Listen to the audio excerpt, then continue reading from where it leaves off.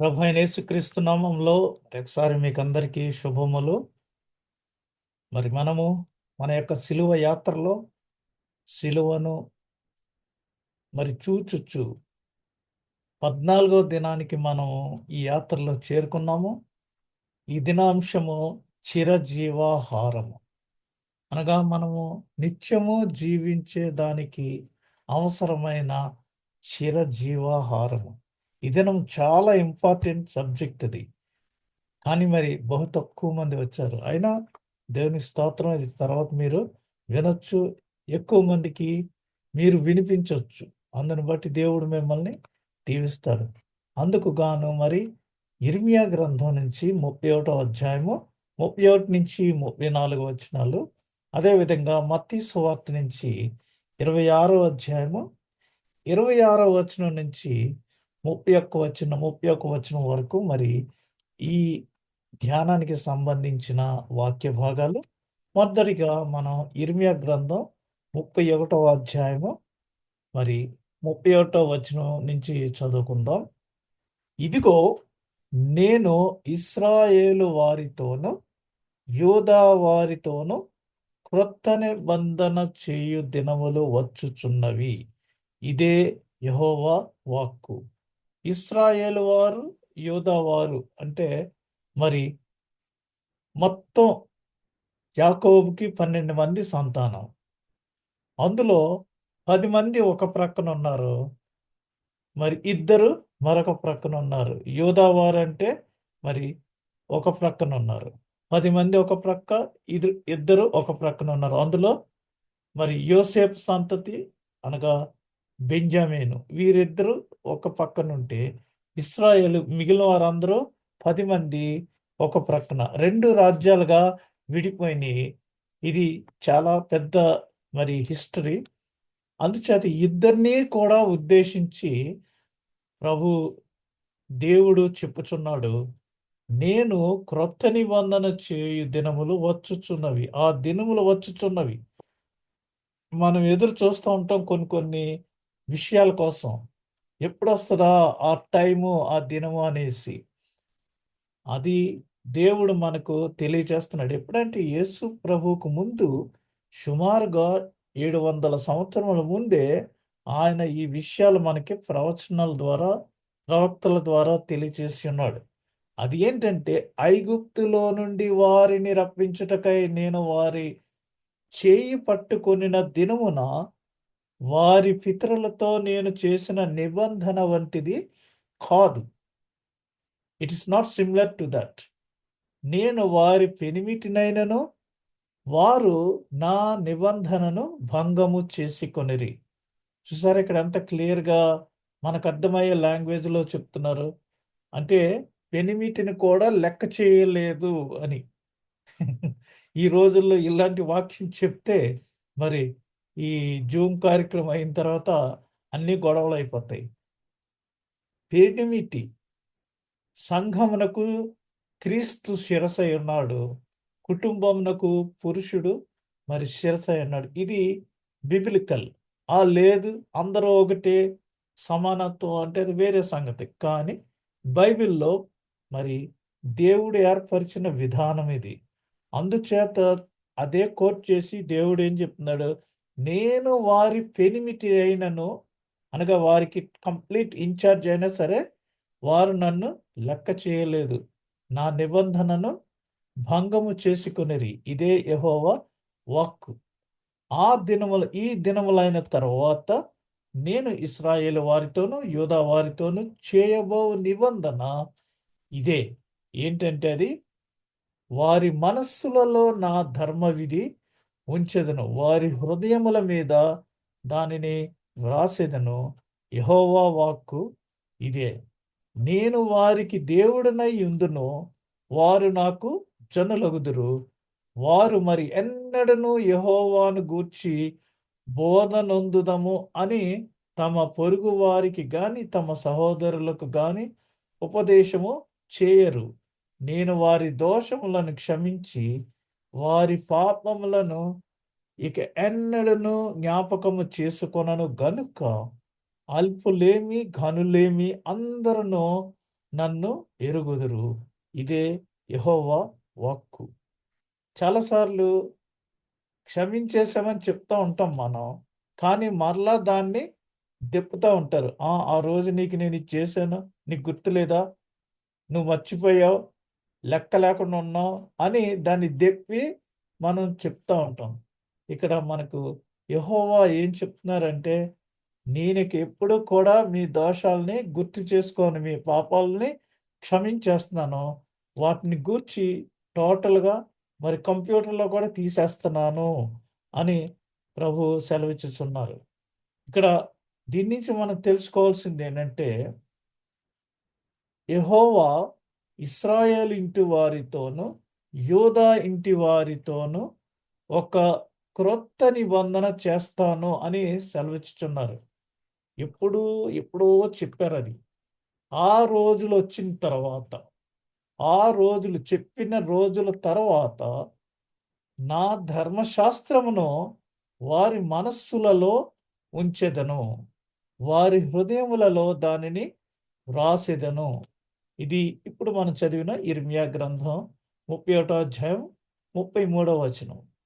నేను వారికి దేవుడనై ఉందును, వారు నాకు ప్రజలై ఉందురు. వారిలో చిన్నవాడి నుండి పెద్దవాడి వరకు అందరూ నన్ను తెలుసుకొందురు. కాబట్టి ఇకపై ప్రభువును తెలుసుకొనుమని ప్రతి ఒక్కరూ తన పొరుగువానికి, ప్రతి ఒక్కరూ తన సహోదరులకు బోధించరు. ఎందుకంటే మీరందరూ నా ప్రజలు. నా గురించి మీకు అందరికీ తెలుసు. ఇప్పుడు మనం కువైట్‌లో ఉంటున్నాము. కువైట్ అమీర్ ఎవరంటే మనకి ఖచ్చితంగా పేరు తెలుస్తది. ఆయన డైరెక్ట్‌గా మనకి తెలియకపోయినా పేరు తెలుస్తది. అది అలాగా ప్రభువును మనం తెలుసుకొని ఇంకా పొరుగువారికి ప్రభువు గురించి చెప్పవలసిన అవసరమేమీ లేదు. ఎందుకంటే నేను వారి దోషాన్ని క్షమించను. వారి పాపానికి ఎన్నడను జ్ఞాపకము చేసుకొనను. నేను వారి దోషమును క్షమించెను. యాక్చువల్‌గా అది తప్పుబడింది. వారి పాపమును ఇక ఎన్నడను జ్ఞాపకము చేసుకొనను. ఐ ఫర్గివ్ దెమ్ ఫరెవర్ అని చెప్పి, అయితే నేను చెప్పబోయే క్రొత్త నిబంధన మరి పాతదానాన్ని కాకుండా అలా ఉండదు. కానీ మోషే ధర్మశాస్త్రమును భర్తీ చేయటానికి పూర్తిగా క్రొత్త ఒప్పందం. దేవుడు ఆయా దినముల్లో, ఆయా సందర్భాల్లో మనుషులతో, మనతో మరి నిబంధనలు చేశాడు. చాలా ఉన్నాయి ఆ నిబంధనలు చెప్పుకోవాలంటే. ఫర్ ఎగ్జాంపుల్ ఆదికాండంలో మరి అబ్రహాంతో ఆయన నిబంధన చేశాడు. నిన్ను నేను ఆశీర్వదిస్తాను. 1000 తరముల వరకు నిన్ను ఆశీర్వదిస్తాను. నీకు నాకు మధ్యన ఒక నిబంధనగా ఉండటానికి నువ్వు సున్నతి చేయించుకో. ఇది సున్నతికి సంబంధించిన కౌనెంట్ ఆఫ్ సర్కంసెషన్ అని చెప్తాం. ఇలాగా అనేక నిబంధనలు కలవు. మరి ఇశ్రాయేలీలు ఐగుప్తు దేశంలో బానిసలుగా ఉన్నప్పుడు వారిని విడుదల చేసినప్పుడు వారి పిల్లలతో ఆయన ఒక నిబంధన చేసి మరి పస్కా పండుగ ఆచరించమనేసి ఆయన వారికి ఆజ్ఞలు జారీ చేశారు. అందుకనే డూ ఇట్, డూ ఇట్ అని చెప్పినప్పుడు అది ఏంటంటే పరిశుద్ధ గురువారము, దీనిని నన్ను జ్ఞాపకం చేసుకొనుటకు చేయుడి అని చెప్పినప్పుడు ఆ పరిశుద్ధ గురువారాన్ని ఏమంటారంటే మాండీ థర్స్‌డే. మాండీ అనగా ఒక కమాండ్, ఒక ఆజ్ఞ. అది ఖచ్చితంగా మనము చేయవలెను. చెయ్యాలా? అంత అవసరమా? ఇలాంటి ఎదవ క్వెషన్స్ ఏమి మనం చెప్పుకోకుండా, అనవసరమైన వాటిని గురించి మనమేం ప్రస్తావించకుండా we have to do it. అది. అంచేత మరి క్రొత్త నిబంధన పాత నిబంధనలా ఉండదు, ఉండకూడదు అని చెప్పి క్రొత్త నిబంధన పాత నిబంధన లాంటిదే అని చెప్పడం ఒకే తేడా ఏమిటంటే, ఒకటి రాతి పలకలపై వ్రాయబడినది, మరొకటి హృదయ పలకల మీద వ్రాయబడినది. అక్కడ సీనాయి కొండ దగ్గర మరి యెహోవా దేవుడు రాతి పలకల మీద 10 ఆజ్ఞలు వ్రాసి నిబంధనగా మోషే ద్వారా మనకి అందించి ఉన్నారు. అయితే ఇప్పుడు చేయబోయే నిబంధన, క్రొత్త నిబంధన మరి రాతి పలకల మీద కాకుండా మన మాంసపు గుండెల మీద, మాంసపు హృదయము మీద, అనగా హృదయ పలకపై మనకు వ్రాయబడినది. ఇది మరి వేరే విషయములపై క్రొత్తగా వ్రాసిన పాత ఒప్పందం దానిని క్రొత్త ఒప్పందంగా చేయదు. తేడాను కలిగించేది దానిలోని విషయాలే అని వ్రాయబడిన ప్రదేశము కాదు, అంటే అమెండ్మెంట్స్ కాదు అని చెప్తున్నారు. ఇక్కడ క్రొత్త ఒప్పందము మోషే చేసిన పాత నిబంధన లేదా పాత ఒప్పందం లాగా ఉండకూడదని స్పష్టముగా పేర్కొన్నచున్నది. మరి ఆ నిబంధన, క్రొత్తగా చేస్తున్న ఈ నిబంధన మోషే చేసిన ఆ పాత నిబంధనలాని ఉండదు. నేను వారిని ఐగుప్తు నుండి తీసుకున్న రోజున వారి తల్లిదండ్రులతో, వారి తండ్రులతో చేసిన నిబంధన ప్రకారము కాదు. అలాంటిది కాదు ఇది. దేవుడు మనకి పాత నిబంధనకి, క్రొత్త నిబంధనకి ఉన్న వ్యత్యాసాన్ని, అది ఎందుకు చేశారో, ఇది ఇప్పుడు ఎందుకు అలా చేయట్లేదో, ఇప్పుడు చేసేది ఎంత డిఫరెంట్‌గా ఉందో అనేది ఇక్కడ మనకి ఎక్స్‌ప్లెయిన్ చేస్తున్నారు. వాటి నిబంధనలు, షరతులు మరియు ఆశీర్వాదములలో తేడాల కారణముగా 2 ఒప్పందములు ఎప్పటికీ ఒకేలా ఉండలేవు. అ అది నిబంధనే, ఇది నిబంధనే. అది కొన్ని పరిస్థితుల్లో, సమయంలో, కొన్ని కాంటెక్స్ట్‌లో చెప్పబడింది. ఇదొచ్చి మరి యేసు ప్రభు ద్వారా ఈ నిబంధన అమల్లోకి వచ్చి, ఇక్కడ వేరే విషయాలు మోషే ధర్మశాస్త్రం అలానే కాకుండా కొన్ని డిఫరెన్సెస్ తోటి ఈ నిబంధన మనకి చేయబడి ఉన్నది. 85 పాత మరియు క్రొత్త నిబంధన వ్యత్యాసంలను మనము గమనించగలం. 85 డిఫరెన్సెస్ మనం గమనించగలం. కాబట్టి పాత నిబంధన గ్రంథంలోనే యిర్మీయా ప్రవక్త ద్వారా దేవుడు మనకు రానున్న దినములలో ఒక నూతన నిబంధనను అనుగ్రహించదనని ముందుగా తెలియచేసి, అది రాతి మీద వ్రాసి ఇచ్చిన నిబంధన కాదు, మీ హృదయ పలకల మీద వ్రాయబడి నిబంధన. అప్పుడు చేసిన నిబంధన వేరు, ఇప్పుడు నేను చేయబోచున్న నిబంధన, నూతన నిబంధన వేరు. అప్పటి పరిస్థితులను బట్టి, అప్పటి ఆహ్, కాలగతులను బట్టి అది ఇవ్వబడినది. ఇప్పుడు అది వేరు అని, ఈ కాంటెక్స్ట్‌లో వేరు అని చెప్పి, మరి మత్తయి సువార్తలో ప్రభువైన యేసుక్రీస్తు 26వ అధ్యాయం 26వ వచనంలో అక్కడ ఏమని వ్రాయబడిందంటే, ఈ దిన వాక్య భాగము, వారు భోజనము చేయుచుండగా యేసు ఒక రొట్టెను పట్టుకొని దానిని ఆశీర్వదించి విరిచి తన శిష్యులకిచ్చి, మీరు తీసుకొని తినుడి, ఇది నా శరీరం అని చెప్పెను. మరియు ఆయన గిన్నె పట్టుకొని కృతజ్ఞతాస్తుతులు చెల్లించి వారికిచ్చి, దీనిలోనిది మీరందరూ త్రాగుడి, ఇది నా రక్తము, అనగా పాప క్షమాపణ నిమిత్తము మరి అనేకుల కొరకు చిందింపబడుచున్న క్రొత్త నిబంధన, నూతన నిబంధన రక్తము అనేసి మరి ఆయన తెలియజేస్తూ, నా తండ్రి రాజ్యంలో మీతో కూడా నేను ద్రాక్షారసము క్రొత్తదిగా త్రాగు దినము వరకు ఇకను దాని త్రాగనని మీతో చెప్పుచున్నాను. మరలా నేను ఎక్కడ తీసుకుంటాను, మీరందరూ పరలోక రాజ్యంలో వచ్చినప్పుడు అక్కడ మీతో కలిసి నేను తీసుకుంటాను. అప్పటి వరకు ఇది నేను తీసుకోను అని ప్రభు క్లియర్‌గా మరి మనకి ఎక్స్‌ప్లెయిన్ చేస్తున్నారు. హెబ్రీ పత్రిక 10వ అధ్యాయము 10వ వచనం, 12, 14 వచనాల్లో ఏమనుందంటే, యేసుక్రీస్తు యొక్క శరీరము ఒక్కసారియే అర్పించబడుట చేత ఆ చిత్తమును బట్టి మనము పరిశుద్ధపరచబడి ఉన్నాము.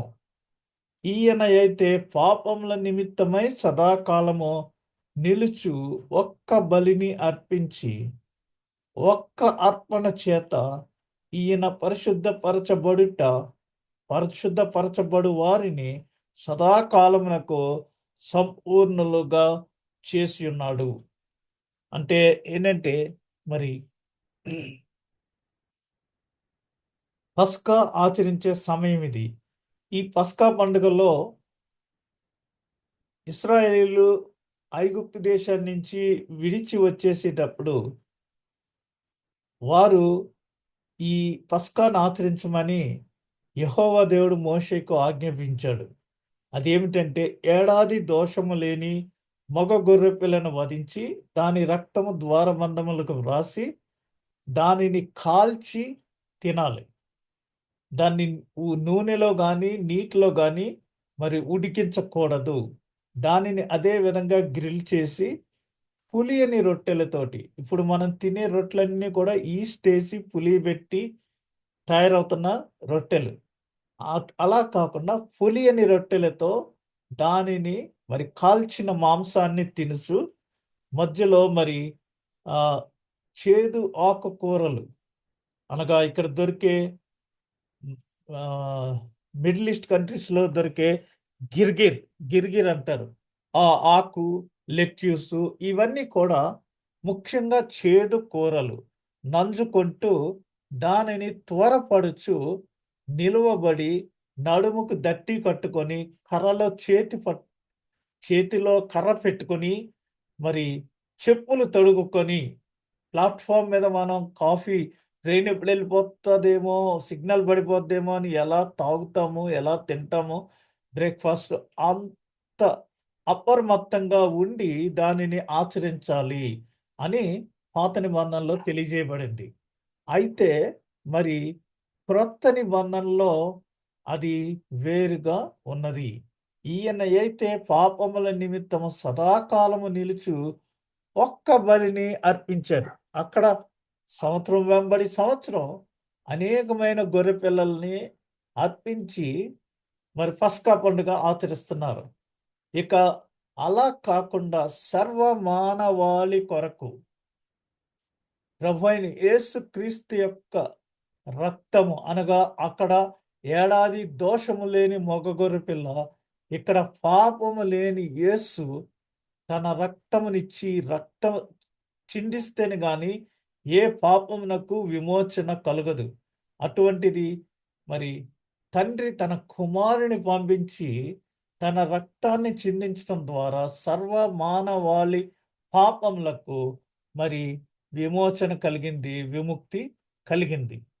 ఈ ఒక్క బలి అందరూ అనేకమైన గొర్రె పిల్లలు ఇవ్వక్కర్లేకుండా ఆయన ఒక్కరి మరి రక్త ప్రోక్షణ వల్ల మనమందరము పరిశుద్ధులమయ్యాము. ఆ ఒక్క అర్పణ చేత ఈయన పరిశుద్ధపరచబడు వారిని సదాకాలమునకు సంపూర్ణులుగా చేసి ఉన్నాడు.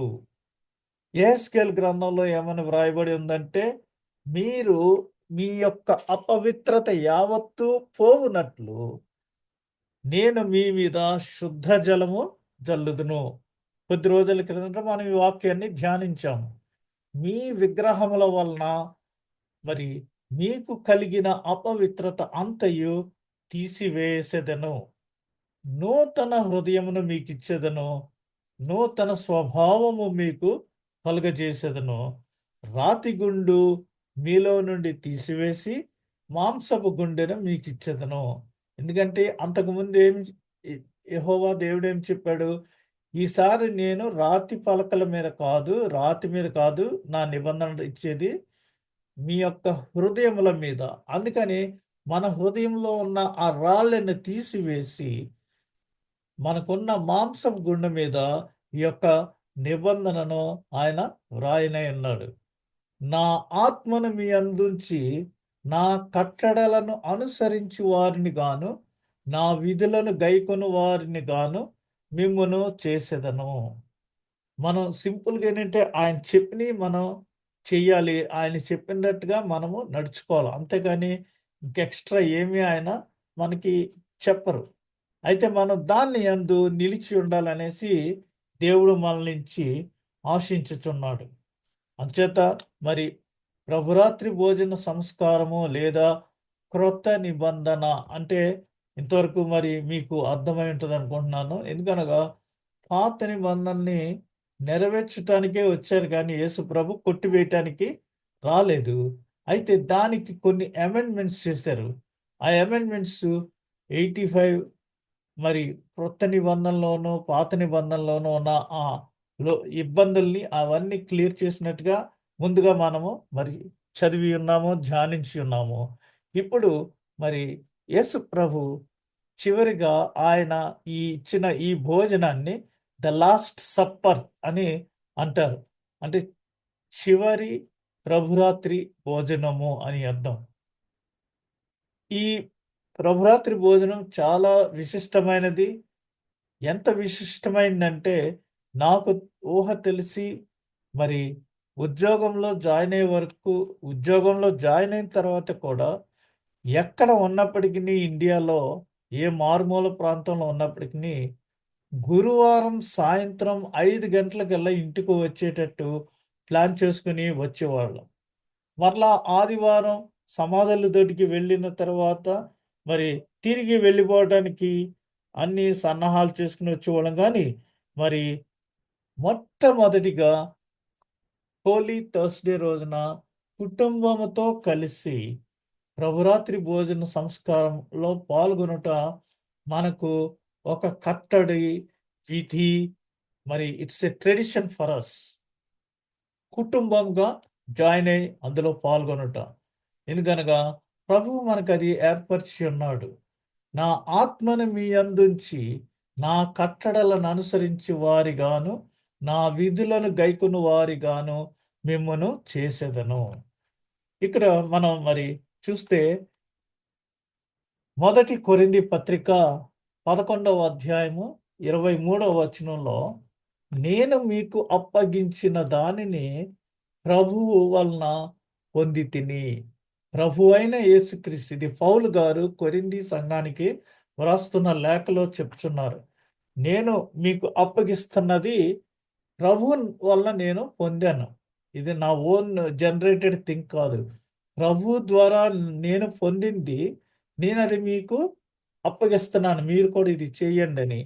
ప్రభువైన యేసుక్రీస్తు తాను అప్పగించబడిన రాత్రి ఒక రొట్టెను ఎత్తుకొని కృతజ్ఞతాస్తుతులు చెల్లించి, ఒక రొట్టెను ఇలా ఎత్తుకొని కృతజ్ఞతాస్తుతులు చెల్లించి దానిని విరిచి, ఇది మీ కొరకైన నా శరీరము, నన్ను జ్ఞాపకం చేసుకొనుటకై దీనిని చేయడని చెప్పాను.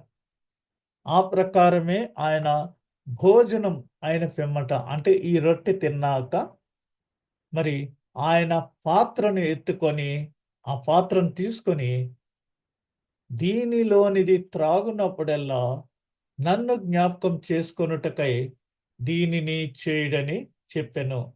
ఒక్కొక్కసారి మన మధ్య కొంతమంది మరి మనకి లవ్డ్ వన్స్, మనం ఎంతో మనకి కావలసిన వాళ్ళు మనల్ని విడిచి వెళ్ళిపోతున్నప్పుడు వారు వెళ్ళిపోయిన తర్వాత కూడా మనం వారి మాటల్ని, వారు చెప్పినవి అన్నీ చేస్తూ ఉంటాం.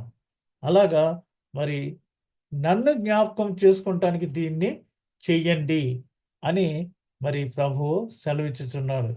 మరి నేను శ్రమ దినాల కాలాల్లో చిన్నప్పటి నుంచి ఎక్కువగా ఈ శ్రమకాల ధ్యానాలకి మా అమ్మగారితో సహా ఎక్కువ కూడా చర్చ్‌కి వెళ్ళేవాడిని. అక్కడ మరి ఆ రోజుల నుంచి ఏ పాపం ఎరుగని, కల్వరి గిరి చేరు మనసు ఈ పాటలన్నీ చిన్న వయసు నుంచి నేను అమ్మతో విని నేను ఇప్పుడు నేర్చుకున్నాను. ఈ సంగతులన్నీ ఎందుకు చెప్తున్నానంటే ఈ దినము నా తల్లి యొక్క జన్మదినం. అందుకని మరి ఆమెను గుర్తు చేసుకుంటూ ఆమె నాకు నేర్పించిన బైబిల్ సత్యాల్ని ఇవన్నీ గుర్తు చేసుకుంటూ ఇక్కడ ప్రభు ఏం చెప్పాడు, నన్ను జ్ఞాపకము చేసుకొనుటకు దీనిని చేయుడి అని చెప్పారు. ఈ రోజున నేను ఇంత చక్కగా మరి పాటలు అన్నీ చక్కగా వాటి విషయాలు తెలిసినంటే అది నేను తల్లి దగ్గర నేర్చుకున్న మరి రాగాలు అన్నీని. కాబట్టి మనం మరి ఆ విధంగా మన పితరులని జ్ఞాపకం చేసుకుంటానికి అనేక పనులు చేస్తుంటాము. ఇక్కడ ప్రభు నన్ను జ్ఞాపకం చేసుకుంటకు దీనిని చేయుడని చెప్పి, ఆ ప్రకారమే భోజనమైన పిమ్మట ఆయన పాత్రను ఎత్తుకొని, ఈ పాత్ర నా రక్తము వలననైన క్రొత్త నిబంధన. మీరు దీనిలోనిది త్రాగునప్పుడెల్లా నన్ను జ్ఞాపకం చేసుకొనుటకై దీనిని చేయుడి. To remember me you do it అని మనకి అప్పగించి ఉన్నాడు. ఈ ప్రభురాత్రి భోజన సంస్కారాన్ని మనం ఇంకనూ బాగుగా ధ్యానం చేస్తే, ఒకప్పుడు ప్రభు అయిన యేసుక్రీస్తు మరి కొండ మీద ప్రసంగం చేసి ఎప్పుడు 5,000 మంది అక్కడ వారు ఆ యొక్క ఆహారం భుజించినట్టుగా మనకి తెలుసు. ఆ తదుపరి మరి ఆయన కూడా ఎప్పుడు జనాలు మరి ఫాలో అవుతున్నప్పుడు ఒకసారి ఆయన వారిని అందరిని ఉద్దేశించి, నా శరీరము తిని నా రక్తము త్రాగితేనే గాని మీరు నిత్య జీవాన్ని పొందుకోలేరు అని చెప్పినప్పుడు, వాట్ యు ఆర్ టాకింగ్ అనేసి ఆ వింటున్న వాళ్ళు అప్పటి వరకు ఎంతో మంది ఫ్యాన్స్‌గా ఉన్నవారు అందరూ కూడా ఒక్కసారే రివర్స్ అయిపోయారు. మేమేమైనా నరమాంస భక్షకులమా? నీ రక్తం త్రాగటానికి మేమేమన్నా రక్త పింజర్లమా? అది ఇది అని వారందరూ వెళ్ళిపోయారు. అప్పుడు శిష్యులు కూడా వెళ్ళిపోవటానికి సిద్ధపడితే, మీరు కూడా వెళ్ళిపోతున్నారా అని ప్రభు వారిని అడిగినప్పుడు, లేదు ప్రభువా, ఎక్కడికి వెళ్తాం? చావైనా ఏమైనా సరే నీతోటే. మా సమస్తాన్ని, మా ఆస్తుల్ని అన్నిటిని వదిలిపెట్టి మేము వచ్చేసాం నీతోటి ఉండటానికి. సో, చావైనా, బ్రతుకైనా నీతోటే అనేసి చెప్పినప్పుడు పేతురు మరి ప్రభువుకి చాలా సన్నిహితుడైపోయాడు. అసలు నా గురించి మీరేమనుకుంటున్నారంటే, నీవు నిజమైన దేవుని కుమారుడువైన క్రీస్తు యేసువు అని చెప్పినప్పుడు, వెంటనే ప్రభువు, పేతురు, ఈ బండ మీద నేను నా యొక్క దేవాలయం కడతాను. దానికి నీవే ఆ సంఘానికి మరి అన్నీ చూడాలి అనేసి పేతురు గారికి ఆ యొక్క ఆధిక్యత ప్రభువు అప్పగించారు. ఈ యొక్క ప్రభురాత్రి భోజన సంస్కారంలో నుంచి మనం నేర్చుకోవాల్సింది ఏంటంటే, ఐగుప్తులో పాపమనే బానిసత్వానికి విడుదల చేస్తూ ఒక కట్టడగా దేవుడు మనకి పస్కా పండుగని సంవత్సరం వెంబడి సంవత్సరం ఆచరించమని మరి ఆజ్ఞ ఇచ్చి ఉన్నాడు తరతరములకు. అయితే మరి వారు వారి పెనిమిటి అయినను, ప్రభువు వారికి పెనిమిటి అయినను, వారు వేరే వేరేగా వెళ్ళిపోయారు. అప్పుడు ప్రభువు మరలా మనల్నందరినీ విమోచించటానికి ఆదికాండంలోనే 3వ అధ్యాయంలోనే జరిగిన సంఘటనకి అప్పుడే మరి దేవుడు ఒక ప్రణాళికను ఏర్పరిచి తన స్వకీయ కుమారుని లోకంలోనికి పంపించాలనే ఉద్దేశంతో మరి ఆయన ఒక ప్లాన్ ప్రకారంగా అనేక మంది ప్రవచనాల ప్రవక్తల ద్వారా ప్రవచించబడిన తర్వాత ఆ కాలము వచ్చినప్పుడు, కాలము పరిపూర్ణమైనప్పుడు ఆయన తన స్వకీయ కుమారుని మన కొరకు పంపించారు. ఎందుకంటే మనందరికీ విమోచన కలిగించటానికి ఆయన రక్తం చిందించడం వల్ల, రక్తం చిందించినదే there is no remission for any sin. ఏ పాపమునకు కూడా రక్తం చిందించినదే మరి క్షమాపణ లేదు. కాబట్టి ఆయన తన స్వకీయ కుమారుడి యొక్క రక్తం చిందించడం వల్ల మనకందరికీ పాప క్షమాపణను అనుగ్రహించి ఉన్నాడు. అప్పుడు మరి ఆ పాప క్షమాపణ అనుగ్రహిస్తూ మరి ఆయన మనందరి కొరకు ఈ యొక్క త్యాగము చేయబోయే ముందు దినము, నేను మీకొక నూతన నిబంధనను ఇస్తున్నాను. మీకు ఒక వీలునామాని ఇస్తున్నాను. ఈ వీలునామా మరి నేను బ్రతుకున్నంత వరకు అమల్లోకి రాదు. వీలునామాలు ఎప్పుడొస్తాయి? ఎవరైనా చనిపోతే ఆ లాయర్ ఎవరో వచ్చి ఇది వీలునామాలు ఇది రాశారు అని చెప్తారు. కాబట్టి నా తదనంతరము మీరు నన్ను జ్ఞాపకం చేసుకొనుటకు ఈ యొక్క కార్యము చేయండి. నేను మీకిచ్చే వీలునామా ఇది. దీనివల్ల మీకు నిత్య జీవాన్ని నేను అనుగ్రహిస్తున్నాను అని ప్రభువు సెలవిచ్చున్నాడు. ఈ జీవాహారం తినటం వల్ల మీ పితరులు మరి 40 సంవత్సరాలు ఇస్రాయేల్ దేశంకు వచ్చేటప్పుడు మన్నాను తిని కూడా చనిపోయారు. కానీ నేనిచ్చు ఈ ఆహారమును భుజించువాడు మరి నిత్య జీవం కలిగి ఉంటాడు. ఒకవేళ శారీరకముగా మరణించినను ఆత్మ ద్వారా నాతో జీవించే ఉంటాడు. కాబట్టి ఇది నిత్యం జీవించటానికి, నిత్య జీవం పొందటానికి ఉపయోగపడే ఆహారము. ఇంకా మనం చెప్పాలంటే మనమందరము ఈ భూమి మీద ఒక యాత్రలో ఉన్నాము. అందుకనే ఈ సంస్కారానికి ఇటువంటి సమయానికి ఉన్న పాట ఇంకోటి ఏంటంటే పరదేశీ పుణ్య యాత్ర యాత్ర పోచుందువా అనే ఒక పాట ఉంది. అంటే పరదేశీ పుణ్యక్షేత్ర. మనము మన ఈ దేశంలో పరదేశంలో ఈ భూమి మీద మన అసలు ప్రదేశము మనం ఉండవలసిన ప్రదేశము ఫైనల్గా మనం ఒక ఇల్లు కట్టుకుని అందులో సెటిల్ అయిపోయామండి మేము ఉద్యోగం చేసి అని చెప్తూ ఉంటారు. మన ఇళ్ళు మన మ్యాన్షన్స్ని మొన్నే చెప్పాను, అవన్నీ కూడా పరలోక రాజ్యంలో ఉన్నాయి. ప్రభువు వచ్చి మనల్ని తీసుకుని వెళ్ళి మన అందరికీ ఏర్పాటు చేసిన ఇళ్లలో మనల్ని ఉంచుతారు. అవి ఇళ్ళు కాదు, మ్యాన్షన్స్. అంచేత మరి దానికి మనము ప్రిపేర్డ్గా ఉండాలి. ఆ ప్రిపరేషనే ఈ యొక్క నూతన నిబంధన. కాబట్టి మీరు నన్ను జ్ఞాపకం చేసుకుంటకు దీనిని చేయడం చెప్పాను. మనము అక్కడికి చేరు పర్యంతము మన ఆత్మకు కావలసిన ఆహారమే ఇది జీవాహారం. శారీరకంగా మనం ప్రోటీన్స్ అవి కార్బోహైడ్రేట్స్ ఇవన్నీ తీసుకుంటూ ఉంటాం, అది శరీరానికి. మరి మన ఆత్మకు ఆత్మీయ ఆహారం అదే. అందుకనే దీనిని జీవాహారం అని చెప్తున్నారు. ఈ జీవాహారము మనము పరలోకము చేరుకును పర్యంతము ఇది మనకు ఆత్మీయ ఆహారంగా ఉంటుంది. అంచేత ఈ భూమి మీద మనము కేవలం కొంతకాలమే జీవిస్తాం. మరి నిన్న ఇవాళ భూమి మీదకు వచ్చిన సునీత విలియమ్స్ చెప్పిన కొన్ని చాలా కామెంట్స్ ఏంటంటే ముఖ్యమైనవి.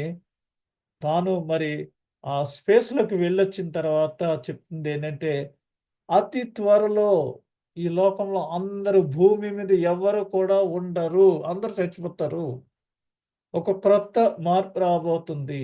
నేను మొన్నే చెప్పాను కదా మీకు, దేవుడు ఈ భూమిని అంతటిని అగ్నితో కాల్చివేసి నాశనం చేసి క్రొత్త ఆకాశమును క్రొత్త భూమిని సృజించనన్నాడు. అప్పుడు మనం అందరము అందులో మరి దేవునితో సహా దేవుడు మనతో ఉంటారు. దేవుని ముందు మనం అందరము పరలోక నమూనాని మీకు వివరించాను. ఆ విధంగా మనము అక్కడ ఉండటానికి దేవుడు ఏర్పాటు చేయటానికి ఈ భూమిని నాశనం చేయబోతున్నారు. అనగా ఒక అపార్ట్మెంట్ 50 సంవత్సరాలు 70 సంవత్సరాలు అయితే దాన్ని పడగొట్టేసి క్రొత్తగా ఎలా చేస్తారో క్రొత్త ఆకాశము నూతనదైన యెరూషలేము క్రొత్త వాతావరణంతో ఆయన మనకు మరి మ్యాన్షన్స్ క్రియేట్ చేయబోతున్నారు. అందుచేత దానిని పొందుకొనటానికి మనము ఈ జీవాహారాన్ని సేవించాలి. అంతేగాని మన్నా తిని కూడా మన పితరులు చనిపోయారు. అయితే ప్రభురాత్రి భోజన సంస్కారంలో పాల్గొనటం వల్ల మనము క్రీస్తుతో కలిసి ఈ భోజనాన్ని ఆచరించుతున్నాము. అనగా ఎంత గొప్ప భాగ్యం చూడండి. ఇక్కడ ఈ దేశంలో ముస్లిమ్స్ భోజనం చేసేటప్పుడు ఆ ప్లేట్ చుట్టూ అందరు కూర్చుంటారు. అక్కడ పనివాడు, మేనేజరు అలాంటి డిఫరెన్స్ ఏమి లేక అందరూ కలిసి తింటారు. అట్లాగా మరి ప్రభు ఇది మనకందరికీ అనుగ్రహించుతున్నాడు. ఇది అందరికీ ఉచితము. అయితే మరి ఇది ఎందుకు ఆచరించాలి అని మీరు ఈ రొట్టెను తిని ఈ పాత్రలోనిది త్రాగునప్పుడెల్లా ప్రభువు వచ్చు వరకు ఆయన మరణమును ప్రచురించుదురు. ఆయన వచ్చే వరకు మనము ఈ సువార్తను ప్రకటించాలి. ప్రభువు వచ్చే వరకు ఆయన మరణమును ప్రచురించాలి. ఆయన సిలువలో మనందరికీ చేసిన త్యాగాన్ని, ఆయన మరణాన్ని మనం ప్రచురించాలి. మరియు కాబట్టి ఎవడు అయోగ్యంగా ప్రభువు యొక్క రొట్టెను తినునో, లేక ఆయన పాత్రలోనిది త్రాగునో, వాడు ప్రభువు యొక్క శరీరమును గూర్చి, రక్తమును గూర్చి అపరాధి యగును. తెలుసుకోకుండా ఏది పడితే అది తినేసినట్టు, ఫ్రీగా వస్తే ఫినాయిల్ తాగేసినట్టు, లేతే చర్చ్‌లో ఏదో మరి ఆహ్, ఆహ్, దాన్నేమంటారు? హిందూ గుడుల్లో ఇస్తుంటారు కదా! ఆ విధంగా చర్చ్‌లో పలహారం ఇస్తున్నారు. ఇది మనం ఖచ్చితంగా తినాలి. ఆ ఉద్దేశంతో కాకుండా ప్రభువు సిలువలో రక్తం చిందించడం వల్ల మనమందరము విమోచించబడ్డాము. ఆయన తిరిగి వచ్చి మరలా మనల్ని తీసుకొని వెళ్తారు. అప్పటి వరకు ఆయన్ని గుర్తు చేసుకుంటానికి మనము దీన్ని ఆయనతో కూడా భోజనం చేస్తూ ఆయన గుర్తు చేసుకుంటున్నాము. కాబట్టి ఈ విషయాలు మనము ఇతరులకు మరి ప్రచురించినప్పుడు ఈ పరిశుద్ధ సంస్కారం యొక్క ఆవశ్యకత, దాని యొక్క ప్రాముఖ్యత మనము తెలుసుకొని నిజంగా అది మరి ఏదో ప్రసాదం పెట్టినట్టు కాకుండా అక్కడ ఇచ్చే ఆ రొట్టె నిజముగా ప్రభువు శరీరమని మనము ఊహించి, అన్వయించుకొని, అర్థం చేసుకొని దానిని తీసుకున్నప్పుడు ప్రభువు వచ్చు పర్యంతము మనము ఆయన మరణాన్ని ప్రచురించబద్దులమై ఉన్నాము. ప్రచురించవలసిన వారమై ఉన్నాము. కాబట్టి ప్రతి మనుష్యుడు తన్ను తాను పరీక్షించుకొనవలెను. మరి ఈ భోజనంలో పాల్గొనే ముందు మనము శుభ్రంగా మన మనస్సులను పరిశుభ్రపరచుకొని, మన చేతుల్ని, కాళ్ళని కడుక్కొని ఇందులో పాల్గొనాలి. అలాగు చేసి ఈ రొట్టెని తిని ఈ పాత్రలోనిది త్రాగవలెను. ప్రభు శరీరమని వివేచింపక తిని త్రాగువాడు తనకు శిక్షా విధి కలుగుటకే తిని త్రాగుచున్నాడు. అలా తెలిసి తెలియకోకుండా కాకుండా దీని యొక్క వాల్యూ ఏంటో తెలుసుకొని ఆచరించినప్పుడు మరి మనము ప్రభువుతో కలిసి భోజనం చేయుచున్నామన్న అనుభూతిని మనం పొందుకుంటాము. ఆ విధంగా మరి ప్రభువు ఈ యొక్క శరీరము, ఆయన యొక్క శరీరము, ఆయన యొక్క రక్తము ద్వారా మనకు ఒక క్రొత్త నిబంధనను ఆయన అనుగ్రహించుచున్నాడు. అందుకని ఆ రోజు రాత్రి ఆయన ఏమన్నారంటే, ఇది మీ కొరకును, అనేకుల కొరకును చిందింపబడుచున్న నా రక్తము వలనైన క్రొత్త నిబంధన. అంచేత దీని గురించి యెహోవా దేవుడు కొన్ని వందల సంవత్సరముల క్రిందట యిర్మీయా, యెహెజ్కేలు ద్వారా మనకు ప్రవచించి ఉన్నాడు. ఆ దినములు వచ్చుచున్నవి, అప్పుడు నేను వారికి నూతన నిబంధనను అనుగ్రహింతును. అది మరి మోషే ఇచ్చిన ధర్మశాస్త్ర ప్రకారం కాదు గాని 85% కొన్ని తేడాలు అలా ఉంటాయి. ఆ డిఫరెన్సెస్ ఉంటాయి. అయితే ఇది నూతన నిబంధన. మనం ఈ నూతన నిబంధనలో కేవలము ప్రభు యొక్క ఉచిత కృప వలన మనము ఇవన్నీ ఈ దినాన్న మరి ఎంజాయ్ చేయగలుగుతున్నాం. ఇది ప్రభువు చేసిన వాగ్దానం వలన ఈ నిబంధన మనతో ఉంది. ఈ నిబంధన ద్వారా ఎవరైతే ప్రభువును అంగీకరించి విశ్వాసం ఉంచుతారో వారందరూ కూడా నిత్యజీవం పొందుకుంటారు.